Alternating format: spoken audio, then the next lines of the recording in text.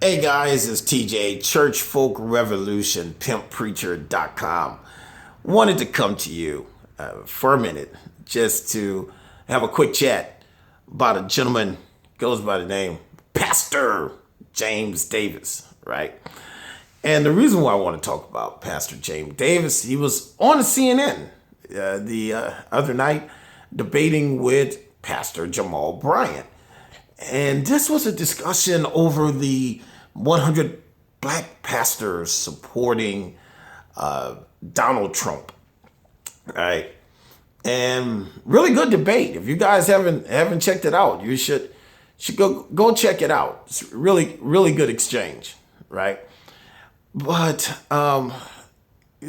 what sparked the controversy is 100 black pastors took off and went to New York to meet with Donald Trump, which it doesn't surprise me that Donald Trump can get 100 black pastors to show up there, right? Black pastors are Google Gaga over anybody who is rich or wealthy, and they think that it's something in it for them. So that didn't come as a surprise that Trump was able to meet with them.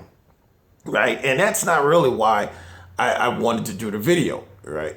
Because getting 100 black pastors to support a candidate, we've seen that forever in our communities.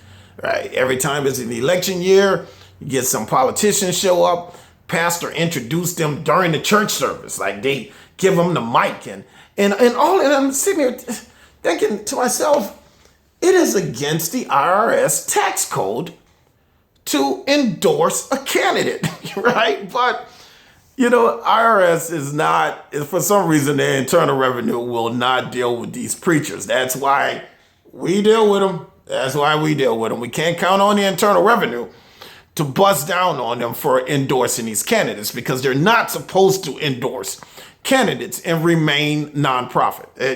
It's against the tax code. Anyway, that's not the reason why I come to you today. During the exchange, after Jamal Bryant's comment that those preachers were in fact prostitutes, which I support that statement 100%. Pastor Davis goes on the defensive, right?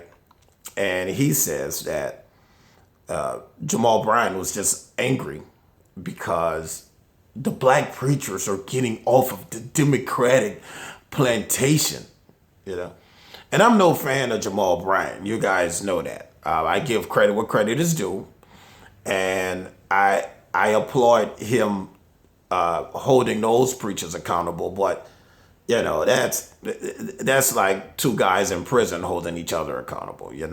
They're still in jail. They still have done something, right? In my mind.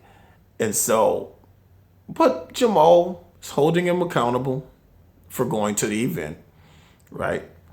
Then Davis says something that really upset me, right?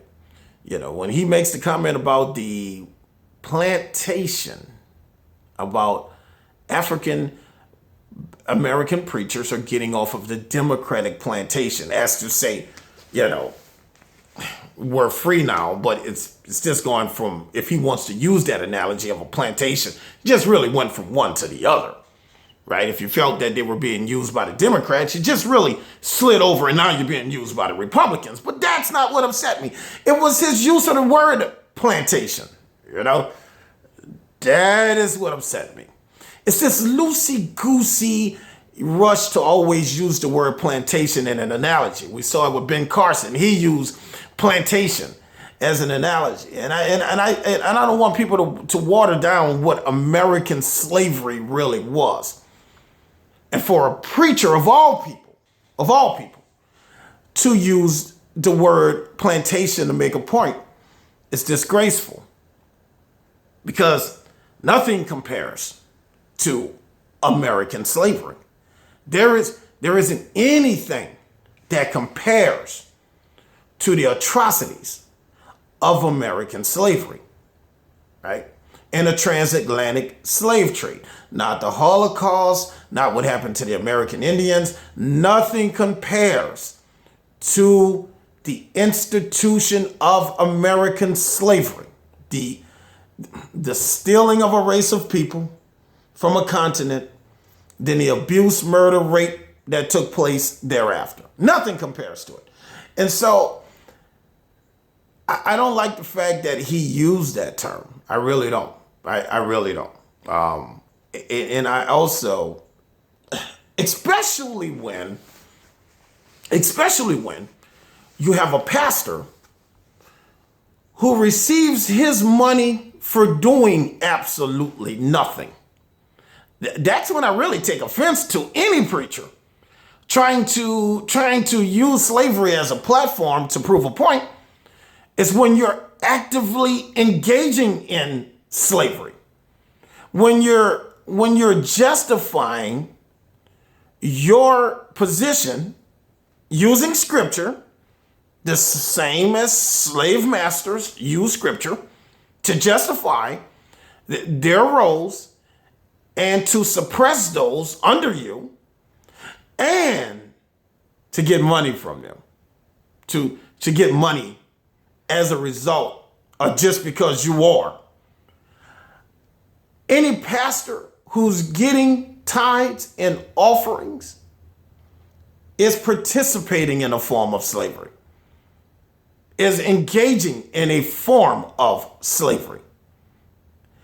And when you have someone to come to your church and pay you 10% of their hard-earned money that could have gone into their household, money that they could apply to owning a home, money if they own a home, money that could have gone into the college fund for their kids. When you force people through scriptures to support and finance the overhead of a church, the never-ending overhead, because at least in Deuteronomy chapter 14, if we get into tithing, there was a duration associated with tithing, but not this church form of slavery. So I take offense to any pastor, and I'm starting to notice it more and more and more, that a lot of these pastors are starting to use this slavery thing in order to build an allegiance from their members, right? Or to give the appearance that they're so astute and well studied, so they'll bring up situations of slavery into Bible studies or sermons, right? When the biggest slave master is standing in the pulpit, when you're able to get all of these black people to fund a $65 million airplane, poor people, because slaves were poor. The biggest slave masters in our communities are black. They're black. And that's why we show up here every day trying to emancipate Christians from black slave masters. God didn't put us here. That wasn't the purpose of God putting us here, to take care of church buildings and pastors and first ladies and first children and first dogs. That's not why he put us here. He put us here to be a blessing and worship. That's it. That's it. That's it. Some kind of way, loving thy neighbor and worshiping God as the only God has been watered down, and now there's tithing, and when you see the pastor bless, that means that God is going to bless you. That's a concept from slavery, right? So, guys, you're gonna have to start calling these preachers out on this.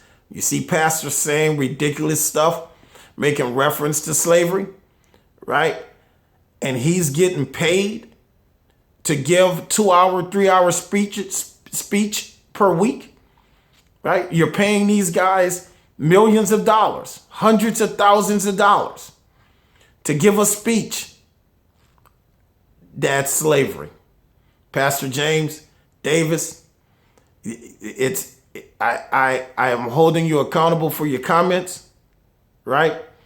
And how dare How dare you disrespect what our great grandparents endured to make a point, to make a political point. It's an insult and it's disgraceful, and it speaks to the lack of intelligent leadership that exists in these pulpits in our communities. It's your boy TJ, Church Folk Revolution, pimppreacher.com.